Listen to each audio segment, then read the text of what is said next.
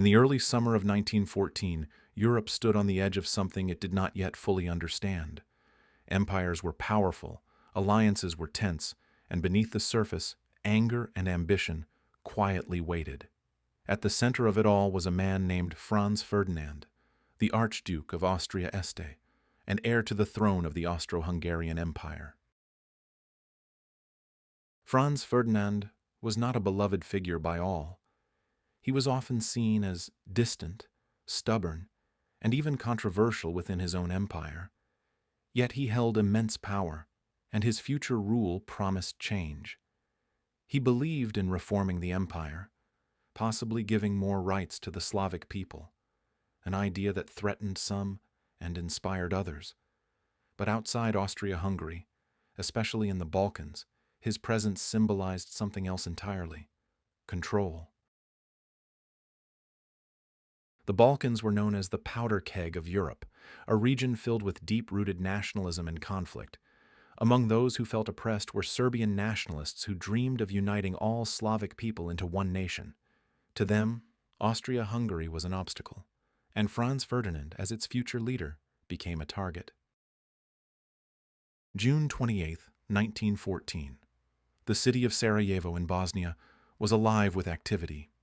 The Archduke and his wife Sophie arrived to inspect military forces and show imperial presence.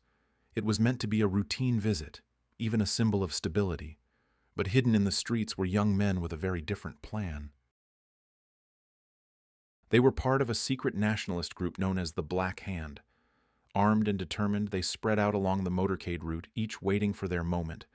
Among them was a young man named Gavrilo Princip. As the Archduke's car moved through the city, the tension was invisible but real. The first assassin stepped forward, but fear took over, and he did nothing. The second followed, also failing to act. Then came a third conspirator, who threw a bomb at the Archduke's car.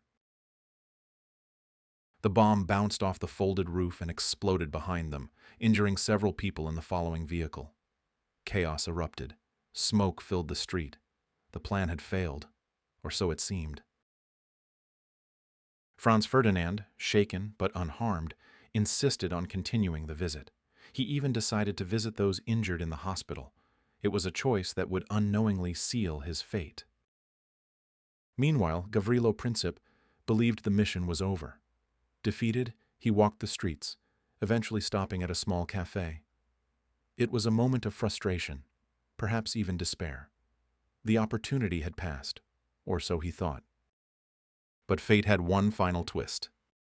Due to a wrong turn by the driver of the Archduke's car, the vehicle suddenly stopped, right in front of the cafe where Princip stood. In that moment, everything aligned. The target was just a few feet away. Princip did not hesitate. He stepped forward, pulled out his pistol, and fired 2 shots. The first struck Franz Ferdinand in the neck. The second hit Sophie in the abdomen. Panic spread instantly. The Archduke's final words to his wife were filled with concern. He urged her to stay alive for their children. But within minutes, both were gone. The streets of Sarajevo fell into shock. What had started as a routine visit had turned into a moment that would echo through history. News of the assassination spread rapidly across Europe. What might have remained a tragic but isolated event quickly escalated due to alliances and rising tensions. Austria-Hungary blamed Serbia. Diplomatic ultimatums were issued, and when those demands were not fully met, Austria-Hungary declared war. This triggered a chain reaction. Russia mobilized to defend Serbia. Germany declared war on Russia. France was pulled in. Then Britain. Within weeks, much of the world was at war. What began with 2 gunshots in Sarajevo became World War I. Millions of soldiers would march into battle. Entire cities would be destroyed. A generation would be lost. And all of it could be traced back to that single moment, the assassination of Franz Ferdinand. But history is never just about a single event. It is about the conditions that allow such events to ignite something greater. Nationalism, militarism, alliances, and imperial rivalries had been building for years. The assassination was not the cause alone. It was the spark. Franz Ferdinand himself remains a complex figure. Some historians believe that had he lived, he might have prevented the war through reform. Others argue that the tensions were already too strong, too deep to avoid conflict. But one thing is certain: his death changed the course of history forever. Gavrilo Princip, the young man who fired the shots, would later say he was fighting for freedom. But his actions led to consequences far beyond what he could have imagined. He did not live to see the full impact of that day, but the world would never forget it. Today, the assassination of Franz Ferdinand stands as one of the most significant turning points in modern history.